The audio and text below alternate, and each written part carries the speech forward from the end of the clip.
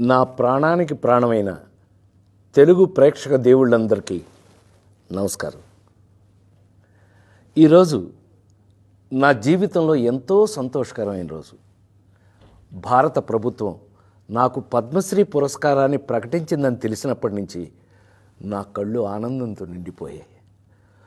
ఒక నటుడిని గుర్తించి ఇంతటి గొప్ప గౌరవాన్ని అందించిన భారత ప్రభుత్వానికి నా శిరస్సు వంచి నమస్కరిస్తున్నాను.